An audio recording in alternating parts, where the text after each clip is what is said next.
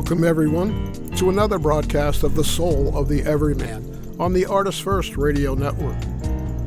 All past shows are podcasts. Pick them up at ArtistFirst.com. We do welcome your questions and comments. Please send them to dj@ArtistFirst.com. And now here they are, your hosts, Michael and Margaret Lyons. Thank you very much, Z-Man. I'm Michael Lyons. And I'm Margaret.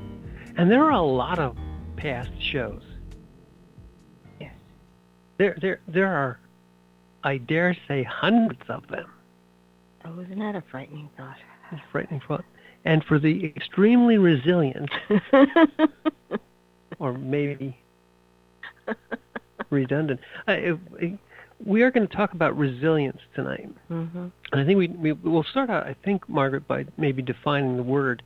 But we're going to talk about a specific form of resilience, which is known as emotional resilience. Mm-hmm. But I don't want to put you on the spot, but do you have a definition of the word resilience? Or I can just wing it. He said resiliently. All right. If not, we can vamp a little bit. And we also have a nice little write-up on the website, which should or will be posted once this airs, or as it airs, I should say. But go ahead, you have it?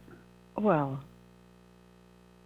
resiliency in general is your bounce back, your ability to take a hit and come and return. Roll with the punches. Well, just if you're sparring, you have to be centered enough to be able to pivot your positions depending upon your opponent. So resiliency is built into the movement. You have got to always fall back into a position of preparedness again for the next whatever it may be, or to complete the movement that you first started and then return back to a prepared mode. So emotional resiliency is coming back from being sometimes leveled by an emotion, and to be able to come back to center, balance, and then respond. But your response is not random. Maybe that's the best way to put it. You basically have to train to be able to come back to a center point balance when it comes to your emotions. And it is as needed with your emotions as when you are sparring physically. Yeah, there's some root words there which are interesting. There's the resolve. Resolve is another root, has that same sort of root to it. And I think I like it very much what you said as far as the training is concerned, because to be resilient is to expect that you are balanced, centered, grounded, and prepared, in essence, at least, if not for a specific blow in a fight, but as you said, to take whatever comes, whatever attack may come, and they can come very unexpectedly, and to be able to, in essence, pivot. One of the more interesting forms of martial arts is jiu-jitsu. And in this type of art, a lot of what you're doing, and I think there are others maybe that I don't remember off the top of my head, but in these arts, a lot of what you're doing is, in essence, using the attack as the energy of the attack to both reflect and then respond to the attack. The resiliency there is that you become a conduit of energy rather than accepting an attack and being blown off your feet, taking damage and not being able to recover from it. You're going to be attacked. You're going to have to take in that energy and then redirect it. Resiliency has that quality of, as Margaret said, sort of a rubber or a sort of a flexible, yet it's not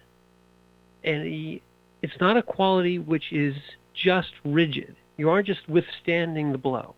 You're not a rock being pounded by the waves if you're resilient. You're more like, in essence, that you see the motion of a ship when it's hit by a giant wave. It doesn't just stand there and get hit, because that'll just overwhelm it. It'll capsize it. You'll end up underwater. It literally takes that wave and rides up onto it. It tips, it moves, but yet it maintains a certain amount of its own buoyancy and of its own balance. And as that wave crashes over the ship, a lot of the water comes in, but it flows through. It doesn't capsize the ship, doesn't fill the ship with water. It has to take a tremendous beating, but not accept all that energy. It has to be able to let that energy flow through it. And that's part of resiliency as well. Well, Aikido specifically focuses on taking the energy of the opponent and turning it around. And the whole philosophy, of course, is that you're not just defending yourself. You're actually taking the other opponent into consideration, where you do the least amount of damage as possible. So if you can lock them down and contain them so they don't hurt anyone else and you, that's the best outcome. But the resiliency of that is built in, because you realize you've got to take it all into account and find the center of balance between the two. So there's always a flow of energy or an exchange of energy, but you are the one who's going to direct where it's going to go. So that's a very different awareness than if it's just you and all you're trying to do is get away. So you're going to incapacitate or fight and then get away. Right. Very different. It's not a counterattack as much as it is a way of redirecting the attack. Some of the definitions, we mentioned that, and I'll bring them up here. It's the capacity to withstand, recover quickly, which is what you mentioned before, from difficulties. It also is characterized as a certain toughness. When the Navy SEALs train, they have resilience training. They're looking not that they can just attack, but that they can endure.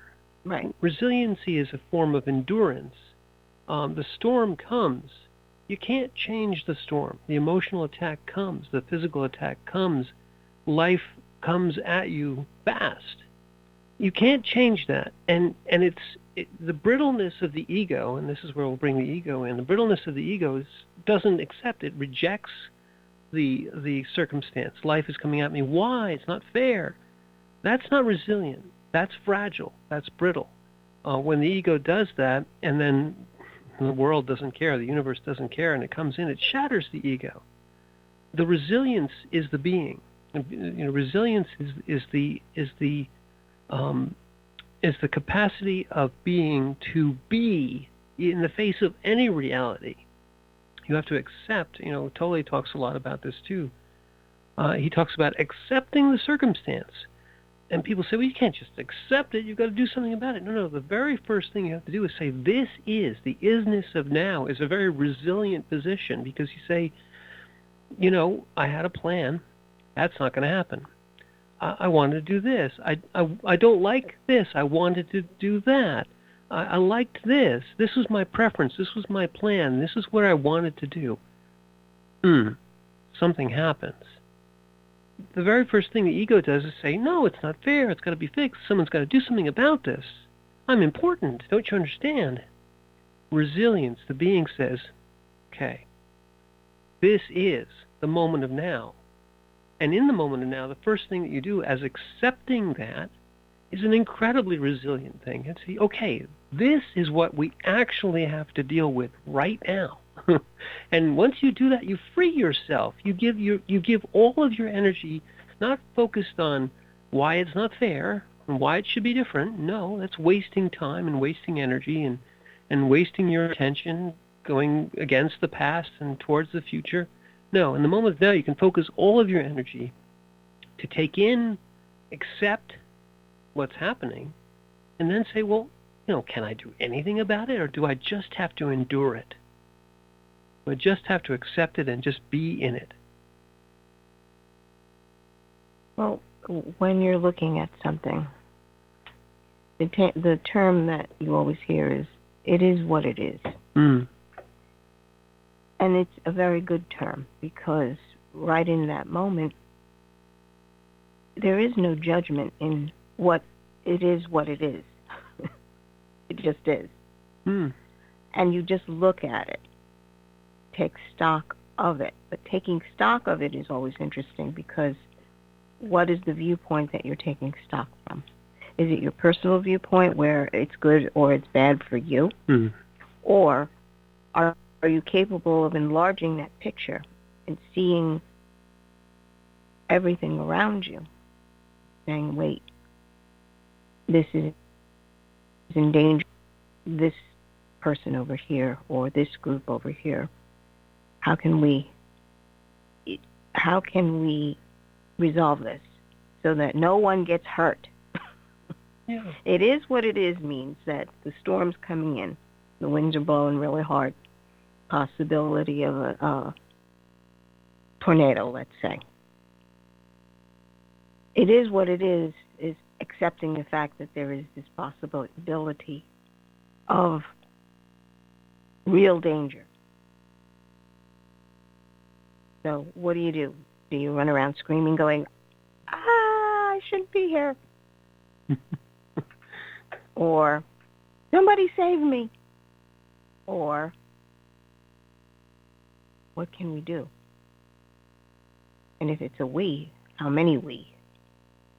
Where can we go? What can we do? That's what being in the moment of now actually is. You're there without judgment. You see it is what it is. And you can make that a classification if you must, because there's many people who need the little boxes, and you've got to put it into a certain type of box. I think it is what it is box is a really good one. Hmm. So if you need it is what it is box, then make one. But you better make it really big. It's true. It has to be a big box. I want to go back. You said something beautiful there. I wrote it down. I wrote down we. In accepting that the moment of now and saying, what can we do? It's not the ego. The ego is always about how is this affecting me. It's always about about the little I. When you expand that viewpoint and see the whole picture, it's a very resilient. It's a very resilient viewpoint. You're no longer just considering yourself.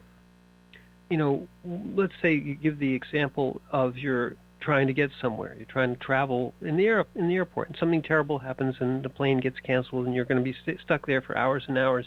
And immediately people start screaming and yelling and going and carrying on about I have to be here and I have to be there. In that moment of now, you can look across the counter at the probably overworked, harassed, and very upset flight attendant and say, neither one of us wants to be doing this. I don't want to be stuck. You don't want to be stuck here having to deal with 5,000 angry people.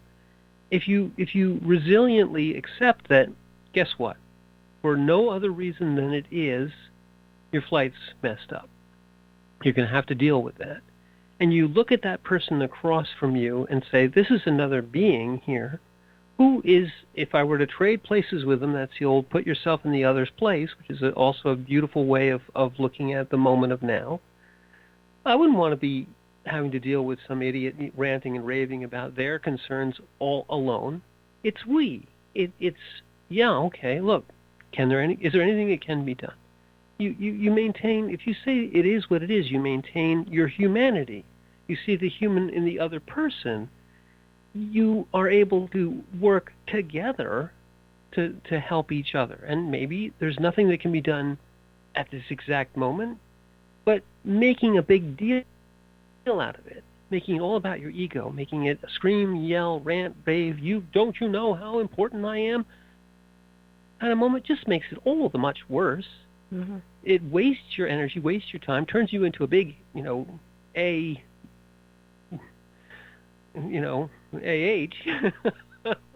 And everyone around you looks at you and says, "What a jerk this guy is." Just making it worse. Standing in front of the counter, screaming and yelling, and you've all been in that situation and witnessed this behavior. And if we're honest with ourselves, you may have done this behavior, and it's never works out. Never, even if someone finds a way to make your demand the top priority, you haven't gotten anything from them. They're doing it begrudgingly. You're literally beating them to death just to make you happy, and putting yourself forward. Well, it's a tantrum. It's a tantrum. You're basically taking a tantrum. Right, and you're getting nothing out of that. Well, which means that you haven't learned how to handle your emotions. Exactly, and that ties right back into what we were talking about. The emotional resilience is exactly that. You don't fly off the handle. Well, if you could understand that it's just better for you to be able to handle your emotions. And I know of a lot of people who refuse to do that. Because they just basically say, well, it's my emotion, that's the way it is. They're more uncomfortable, they think, mind you. They think they're going to be more uncomfortable handling the emotion as opposed to letting the emotion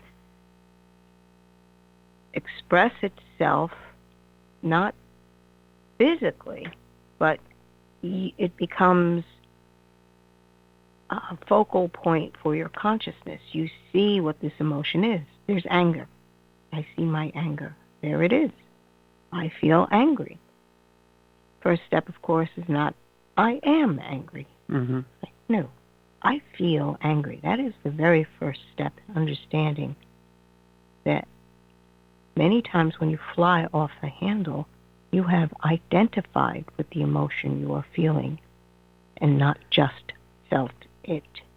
It basically means you've given over the reins of you to that emotion. As the example is, anger. And you act completely unconsciously at that point. Let's explore that for a moment. The emotion will rise when you're inconvenienced. Just the example before, you're in the airport and you've got to get somewhere, and you've got all these things and all these kinds of stuff is up in the air, and you've got your bags are here and there, and it's a stressful situation. Then something goes wrong, and the ego's very first reaction is, why me? And it's not fair. And who can I blame? And who can I blame? And then anger rises. Don't they know that I'm really important? I've got to be somewhere. I've got to tell them right now that I can't be. This can't happen to me. Okay, that's not emotional resilience. That's indulging. That's, as Margaret just said, identifying. You are not angry. You have become anger. Or rather, you're not feeling anger. Right. But you have identified, I am angry, instead of I feel angry.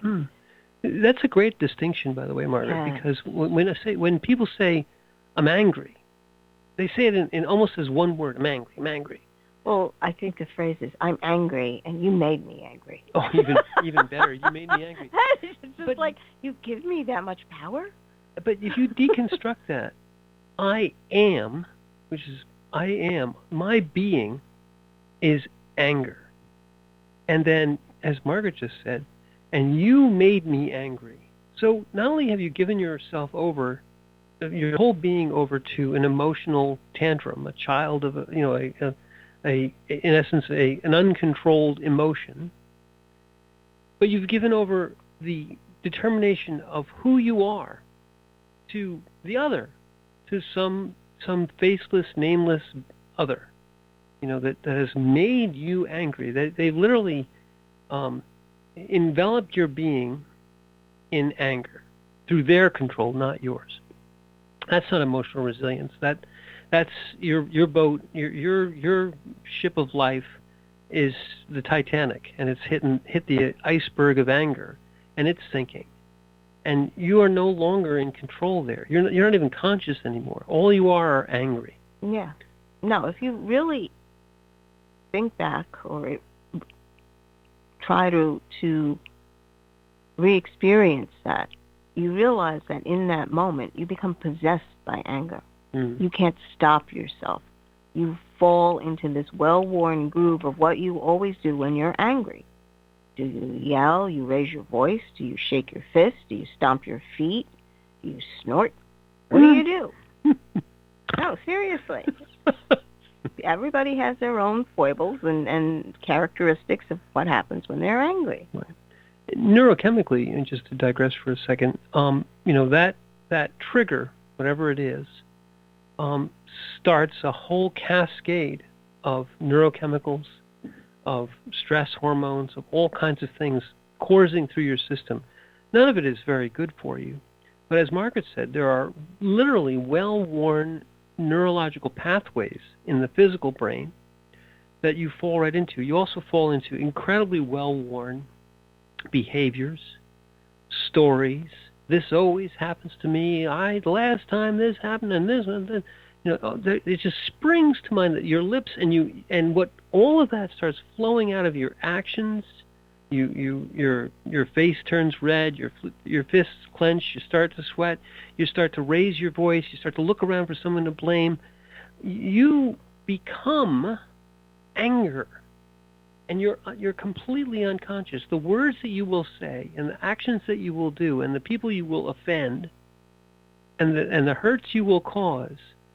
All of them unconscious. Yes, you can go back and regret it and try to apologize and something, but things said in anger, and we're not just talking about the airport, at any time. If you can become anger, and you are a destructive, emotional lightning storm yourself. You become that destruction storm. You literally channel that energy into hurting others, right? Into hurting yourself, into perhaps saying something in anger, which is really you're not saying it. It's just anger. The anger is coming out.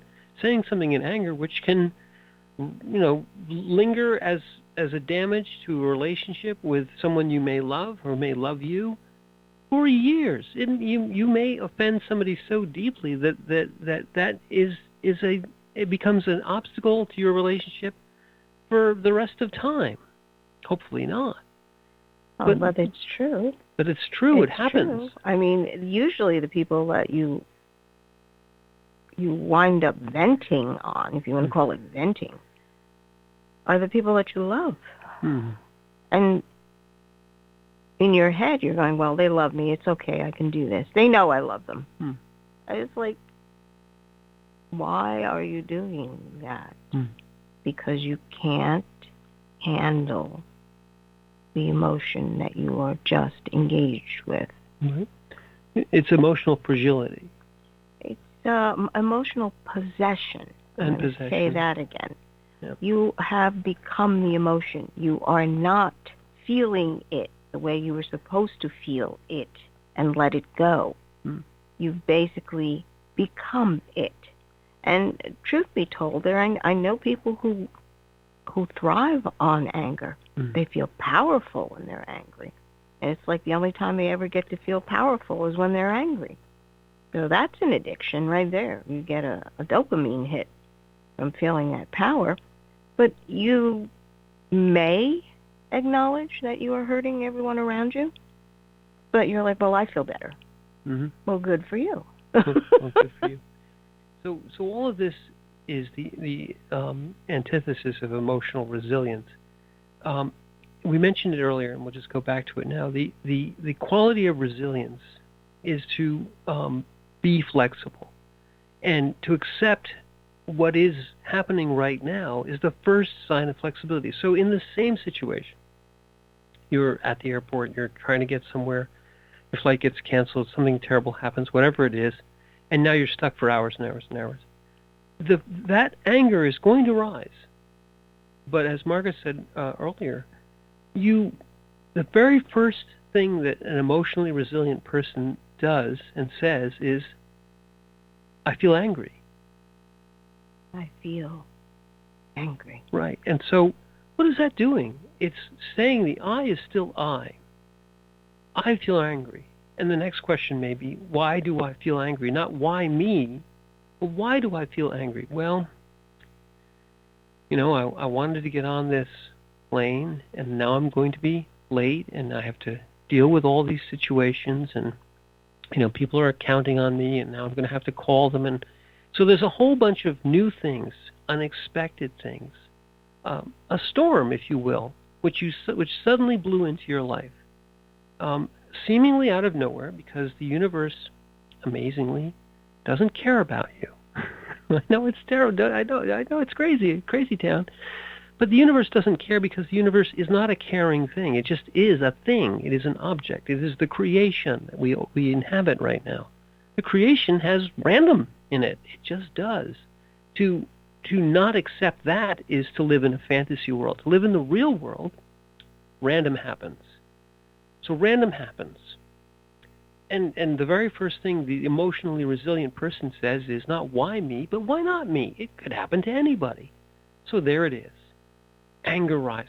The emotionally resilient person says, I am angry. I feel angry.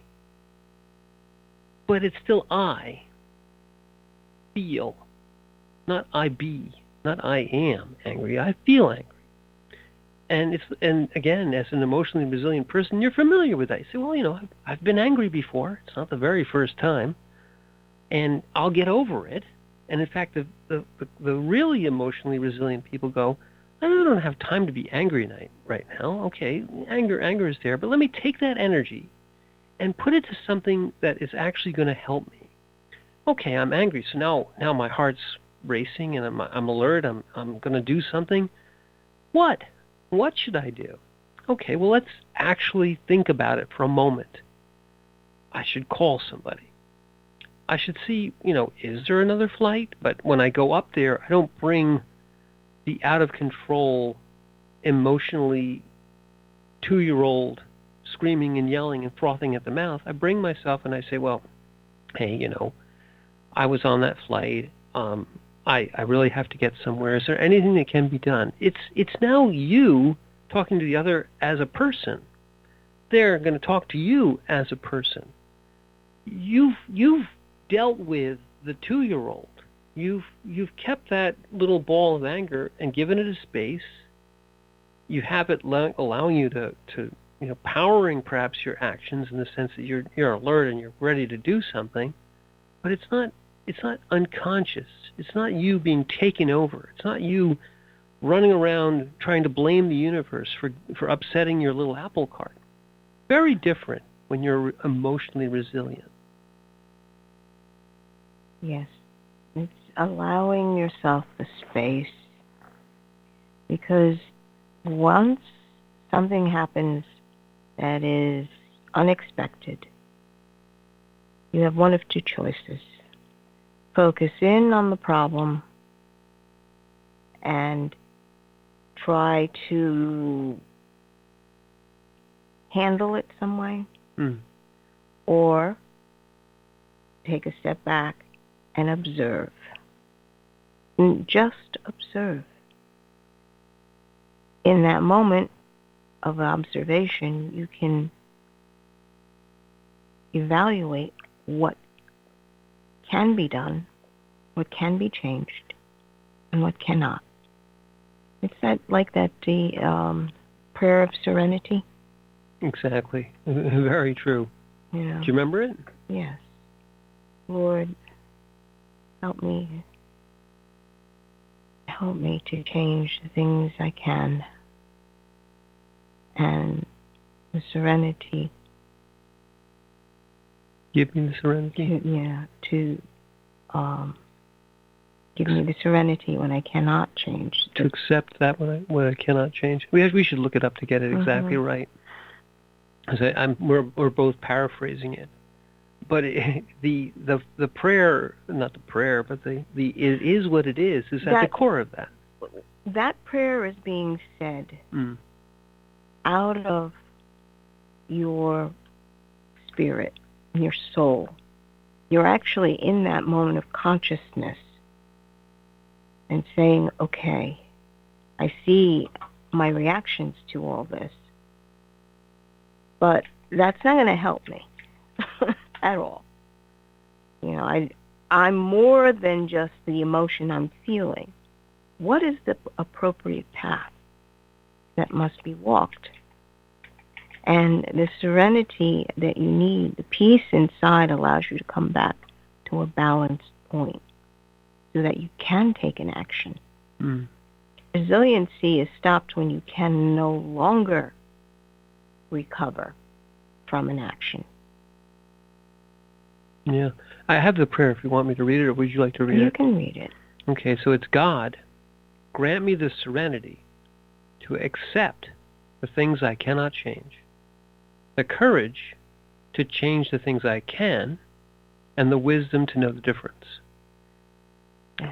And that's, emotional resilience has those components within it. Serenity, which is just, and the basic thing of serenity is to say, I'm not going to let this attack or this circumstance. You're not going to be swept away. Sweep me away, knock me off my feet. In much the same way as an Aikido master remains balanced and unable to be pushed over, because the serenity of emotional serenity, the serenity of your being, is like the groundedness of the body when you have that training. And serenity is, again, something you can train to. Courage, because, and this is an interesting little sort of observation, the emotionally fragile react in emotional ways. They are not courageous ways. They are not serene ways. They are fearful ways and out of control ways. And true courage is to accept what is happening, and within you find the strength to do whatever needs to be done, or sometimes nothing can be done. And then wisdom is an interesting one, because I think you gather that through the repeated application of this emotional resilience. It becomes, this has happened. This can happen to anyone. That's a very wise position. This has happened to me in the past. It didn't kill me. It's just an inconvenience. And when it's all said and done, it's something small that you tell a story about a year from now. I remember that time when. If you make it a huge, monstrous, out of control, frothing at the mouth thing, then people will say to you, remember that time when you went completely out of control and frothed at the mouth and got arrested? Remember that time? That's not the way you want to look at a situation. Emotionally resilient people, and this is another thing of the we, Margaret, the emotionally resilient, when they exhibit this behavior, it calms everyone else down too. It tends to be contagious in a different way. The emotionally fragile can be contagious, where you get mad and they get mad and everybody's mad. But if you're emotionally resilient and you just say, okay, it is what it is, let's see what we can do, well, those who are nearby you accept that calm, present energy, and they diffuse too. The person that you're going to be dealing with, perhaps the attendant or the person behind the counter, will feel that calm, resilient energy and say, okay, let's see what we can actually do here. Versus if you come at them with all your nonsense and all your craziness and all your frothing at the mouth, well, they're going to feel attacked. They're going to feel like they need to attack you back. They're not going to be happy about helping you, and it's going to turn into a situation which gets a little worse, not better. Well, I think the foundation of all of this, the very first step, is you take responsibility for you. You're not pushing it off on someone else. It's not, you made me angry. It's, I feel anger. I'm going to handle this. And that attitude is wisdom.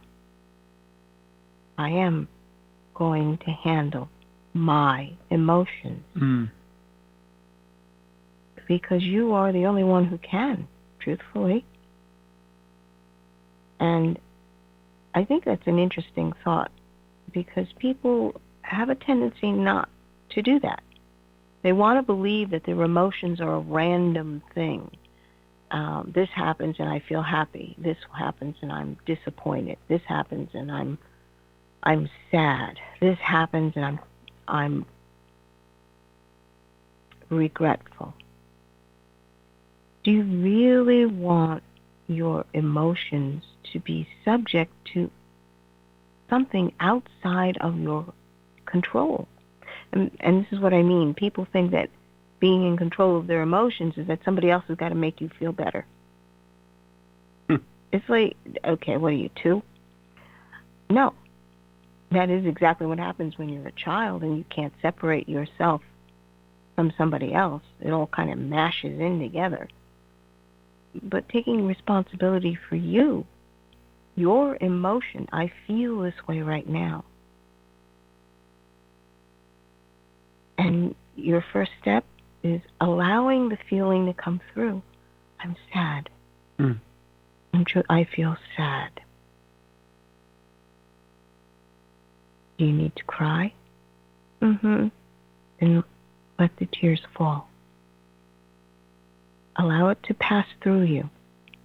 Emotions must pass through you. Just as situations change, yes, there are a myriad of emotions, but that's not who you are. You're much, much more than just the emotional byplay that happens to be going on. And to come back to that, to understand that you actually choose where you're going to engage your next moment. That is the power of now. Do you engage here and start from a position where you can actually build into another step forward? Or are you going to make camp here? I'm feeling this way, I'm going to stay here and I'm not going to move. I mean, that's I want to pick up right up on that. That's what you said about emotions passing through. If you say, I am the emotion, it's not passing through anymore. It's getting stuffed into a bag and being held very close and, in essence, becoming you and not leaving you. If you say, I am angry enough times, then you are angry. You're the angry man. You're the angry woman. You're always angry. Everyone has to walk on eggshells around you because you're just a boiling kettle of anger all the time. You no longer have any... when you are anger or any emotion, you have no control over anything anymore, because anything that triggers that anger ball takes over whatever the situation is. You have no control. You have no strength anymore. Every tiniest little thing that puts any kind of a vent hole in your anger ball that is you, and you're nothing else but anger. I am angry, I am angry, I am angry. Well, that's what you are. You no longer have strength. You're fragile. A tiny pinprick of a trigger vents all this steam and gas and flame and everything else comes out flying in every direction. You're just a bomb. The emotional resilience of allowing, Margaret always talks about this with the children that she helps out with. You teach children that emotions come up and you need to give them space. You need, talk about a big basin perhaps, or imagine whatever you will, a lake or something that is a big bowl. And that emotion comes up and it's going to dump into that bowl. It's going to fill it up. There's a whole bunch of emotion there, whatever it is. Have the bowl. Let the emotion fill it. Look at it and say, there it is. I feel what's in the bowl right now. Happy, sad, whatever it is. I feel it. But that bowl both has an inlet and an outlet. And actually is more like, it's more like a flowing river. And the river rushes in, fills up to the brim, it's up to the banks. It looks like it's all full, and then it kind of runs slowly away. And some emotions run away quickly, and some emotions run away slowly. But regardless, they come. It's like a high tide, and then it flows out, and it's gone. And then you're not emotional anymore. Once you teach these children that emotion's going to come in, and if you identify with it, you're like closing the bowl off so it can't get away, and you're making sure that that bowl stays full of emotion all the time. No. It comes in, you let it drain out. And then you have your, you really, really, really wanted to play with the toy. Really, really did. It made you really angry or really sad when you couldn't do it. And all that rises up, and it makes you feel all these terrible emotions. And then you're like, okay. And then you're like, where'd all that emotion go? It went out. It went gone. It came and it left you. And it's still you. You know now that you have a bowl for the emotion, but it's you that have the bowl, not the emotion that is you. You're not drowning in emotion. You're not overwhelmed by that storm. Yeah, the wave comes crashing in, but you let it flow through you, and then it flows away, and the seas are calm again for a while. Well, it's fun working with the little guys because they let go of the emotion they were feeling very easily. As long as they're not taught to dwell on it, they will react to it, experience it, and then let it go. And getting that rhythm down where you enter into a space, you experience it in whatever form it may be. Does it make you happy? Does it make you curious? Do you feel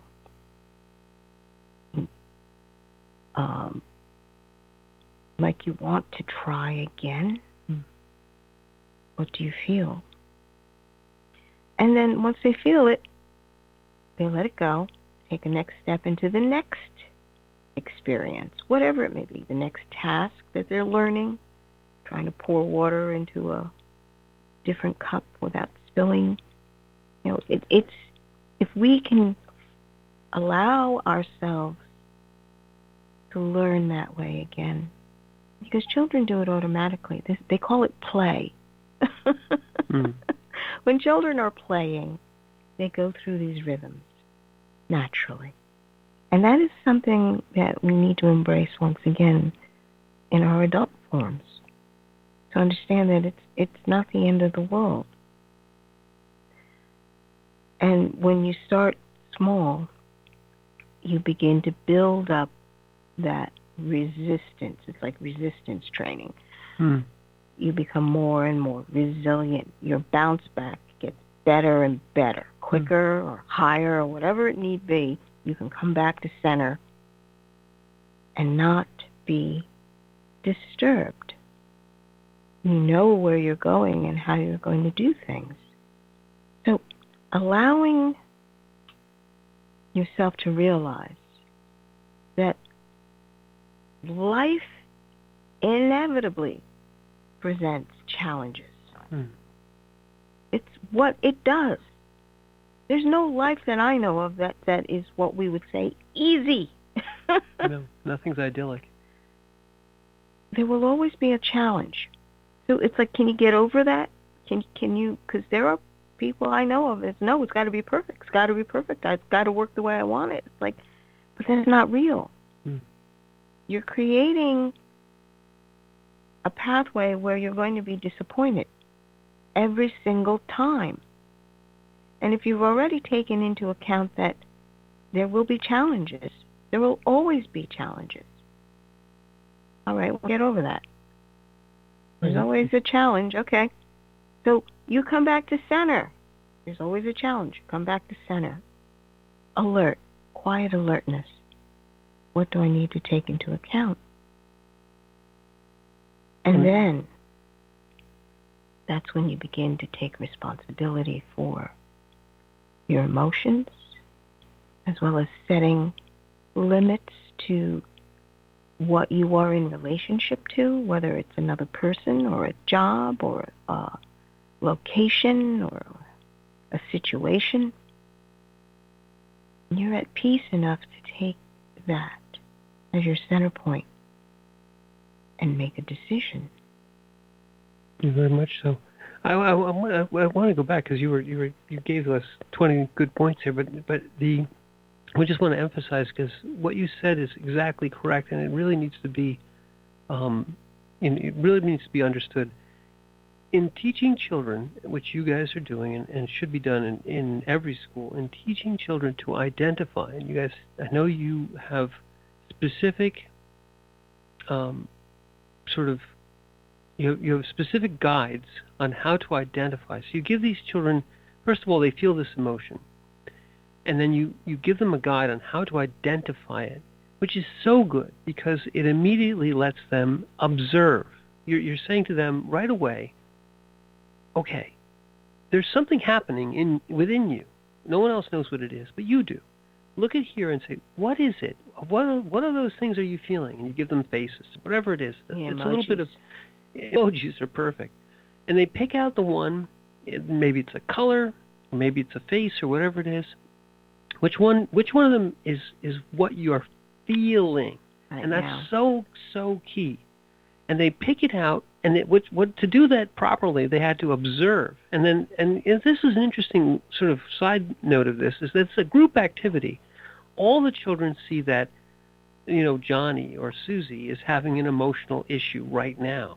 They aren't all having the issue.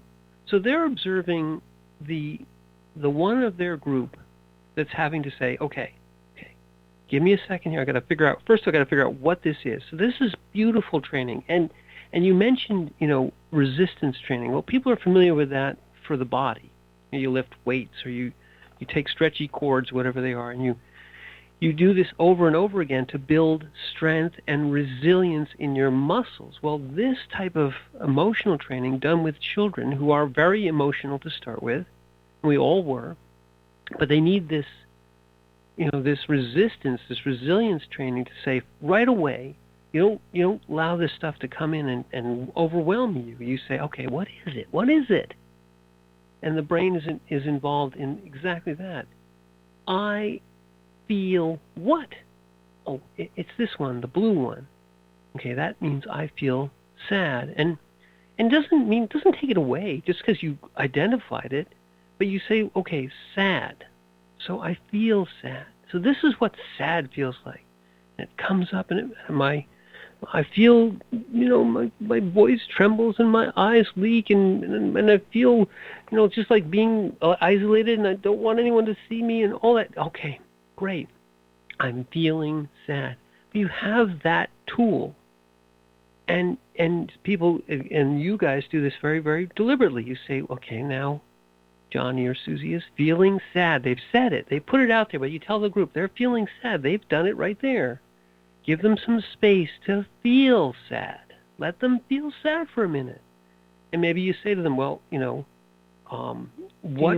do you want to be alone? Right. Or what do you know what made you feel sad? And they can say, oh yes, I wanted to have X or somebody did Y.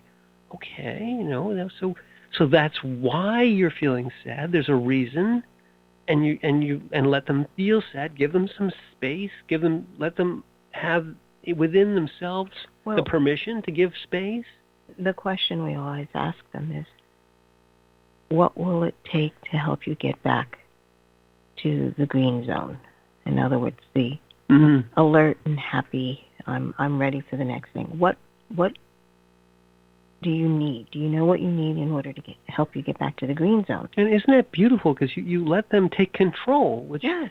You show them that the emotion is not you, right, and the emotion is not in control. Right. You've identified it. You've said to whomever or to yourself, this is why I feel this way. I feel this way. And then what can I do? What decision? I know what it is. I've taken responsibility for it. Can I do anything? Or do I just have to feel sad? Mm-hmm. And the other thing, go ahead, sorry. Sometimes you just have to feel it and then let it go. As long as they're not coming back to it.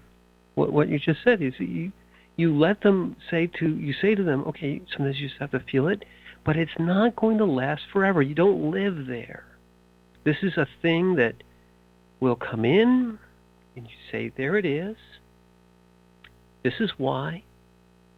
There's nothing that I can do about it. Just feel it. But you guys instruct them and say you're going to feel sad for a little while, and you're going to feel less sad, and then you're not going to feel sad. And you let us know when you're not feeling sad anymore, and you can put your and say to us or say to yourself, I don't feel sad anymore, and I'm green again.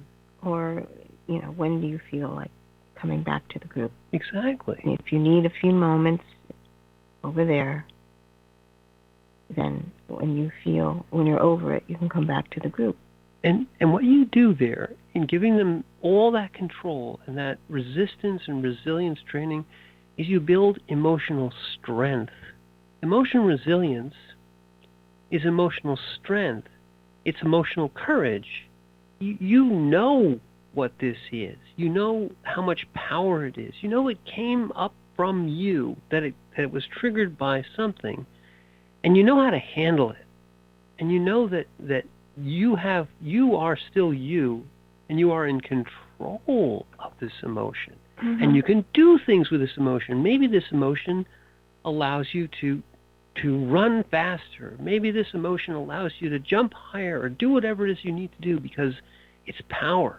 Well, you want to be able to impart the fact that they are capable of handling Absolutely their emotions, as well as that will extend outward when they get older. You can handle the ups and downs of life. Mm-hmm. But if you can begin by handling your own emotions, it's a real good start. And then it helps develop. Emotional resiliency helps in developing a positive mindset. Oh yeah, absolutely. And when I say positive, I mean you're trying to help this young soul, this young being, develop compassion for their peers, their classmates at that point, but in general, to other people. And then when you do that, that's when they begin to understand that they can actually help each other. They begin to form this support network when it comes to emotions. And that's one thing I think people don't seem to realize. You handle your emotions by having that support network. You have someone there that you can talk with and kind of muddle your way through. And then, because you've taken responsibility, another person can help you realize that. It's almost like the person you have to answer to. You have to answer, look, this is what you did. And you're like, oh, I made a mistake. Like, it's okay. We all make mistakes. But we know that you can do better. So, yes, you are capable of handling the ups and downs. It's all foundational to understanding your own humanity. We bounce back. We have emotional resilience. And the emotions can be a source of strength, especially when you're capable of interacting with other people who love you. Because that love becomes the foundation. That being state of love becomes the foundation of your interactions. And what does that do? It basically helps you not go back to your negative behaviors, your familiar thought patterns, say inherited thought patterns from your family, which means that you have an opportunity to break from your past. Literally. You break the form from your past. And that is so precious.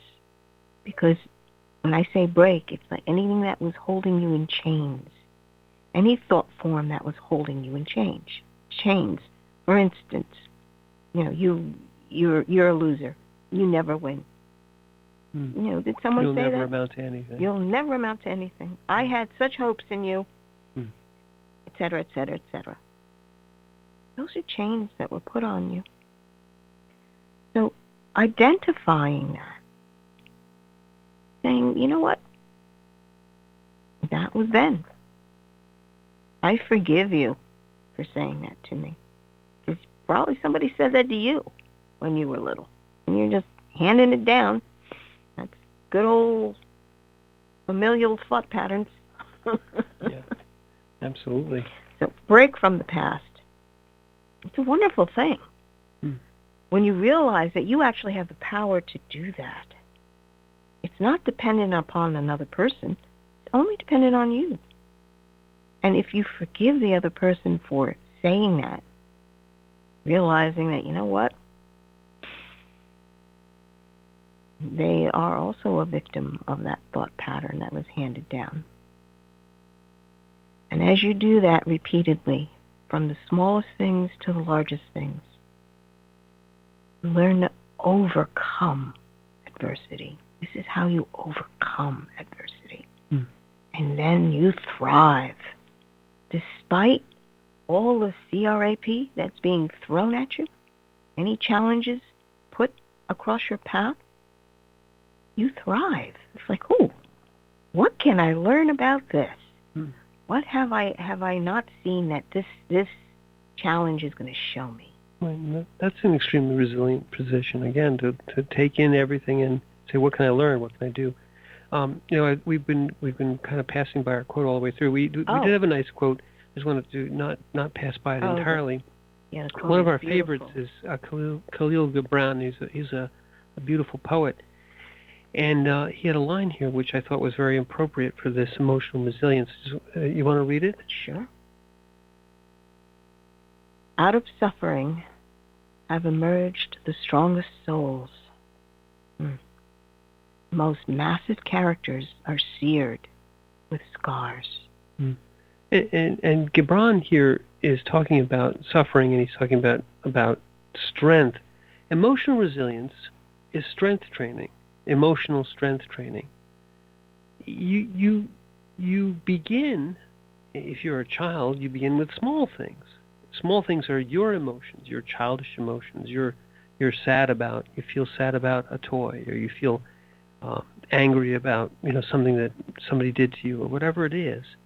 And these, interestingly enough, the emotions that people almost always have trouble handling are these more negative emotions, what we associate with negative emotions. Emotions are just emotions, and we give them this appellation. But, the emotional resilience that you train to in the beginning and all through your youth, maybe up through your teenage years, serves you well, because life will bring you challenges. And if you've never ever been tested and you don't know how strong you are or are not, you may fail. You may become overwhelmed by them. However, even the strongest, and that's what Gibran is talking about here, even the strongest will still have those challenges. Combating them from a place of resilience, strength, wisdom, and courage gets you through. It doesn't mean you get through without the scars. Sure, you still have them. Still, you still remember when bad things have happened to you, and they will happen. They aren't just, it's not just being in the airport and being inconvenienced. Life will hand you amazingly difficult challenges. But with emotional resilience and strength, and with the ability to understand that that's just fear, that's just anger, that's just sadness, it's not me, you can get through them. Mm-hmm. And with anything, you have to walk through in order to get to the other side. There's no shortcuts. The old saying, when you're walking through hell, keep walking. Don't stop. Mm-hmm. And unfortunately, we have to stop. So we've reached the end of our hour. And I'm Margaret. And I'm Michael. And thank you for listening.